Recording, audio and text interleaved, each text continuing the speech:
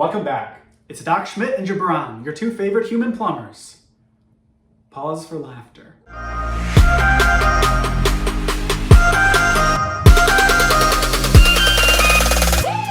This is part 2. It's time to talk about the day of the procedure. What happens the day you get your colonoscopy? So when you arrive on the day of the procedure, you should be completely done with your prep. Not necessarily an easy feat. You'll need to be NPO, which means nothing by mouth since midnight the night before. With two notable exceptions, the prep and possibly a sip of water if there are any medications your doctor told you to take the morning of the procedure. But keep in mind, you'll need to be done with your prep at least 2 hours prior to the start time of your procedure. The exact time might vary from doctor to doctor, so be sure to review any paperwork that you got and to talk to your doctor about it.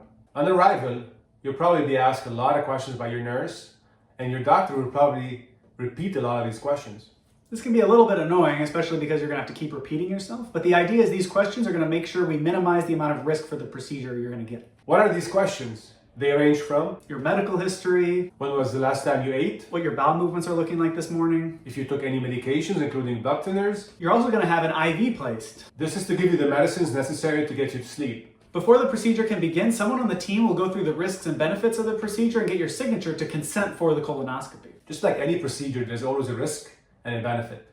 It's usually a very safe procedure. The risks are mainly bleeding, less than 1%, or perforation, which is basically a hole through the intestine, and that's less than 1 in 10,000 or 1 in 1,000. You're more likely to die in a car crash than you are to get a tear in your colon, so it's overall a low risk.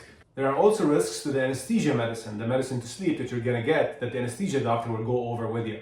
After going through the pre-op questions, getting your consent done, getting your IV placed, you'll be brought into the procedure room. This will look a little bit like an operating room, but it'll be smaller and it'll have less equipment.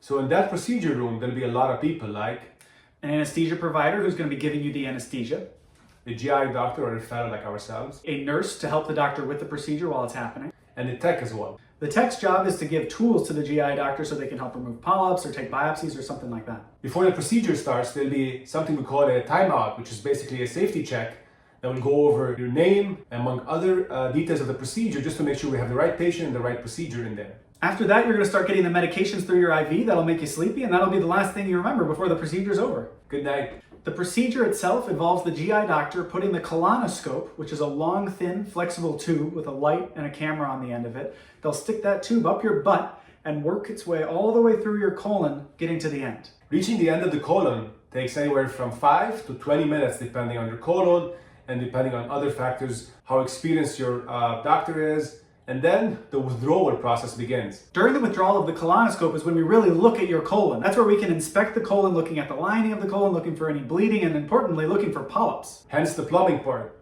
Exactly. When we're coming back or withdrawing, if we see any polyps, we have a lot of different tools to remove those with, depending on the size or the shape of the polyp. If there's bleeding, we have multiple other tools that we can use to stop the bleeding. Overall, the entire procedure lasts from 30 to 45 minutes usually. After the procedure, you will be recovered from anesthesia and wake up in a room similar to the one you were at beforehand. Once you're awake, your doctor will come back and tell you the findings of the procedure. Tip of the day, make sure to have a family member or a significant other at bedside whenever the doctor is there, because sometimes you're too sleepy to remember a lot of the stuff.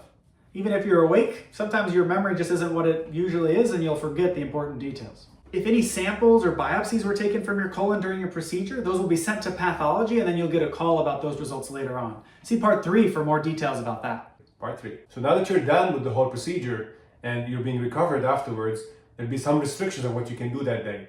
You will not be able to drive, so make sure to have a driver there. And also, you can't go back to work or operate any heavy machinery or sign any important documents because of the anesthesia that you were given. And no commitments as well. Please take your time there. You want to make sure to give yourself plenty of time to recover. That's part 2. That's the day of the colonoscopy. So what happens after the colonoscopy? Part 3, post-procedure, and we'll discuss that in a bit. Stay tuned.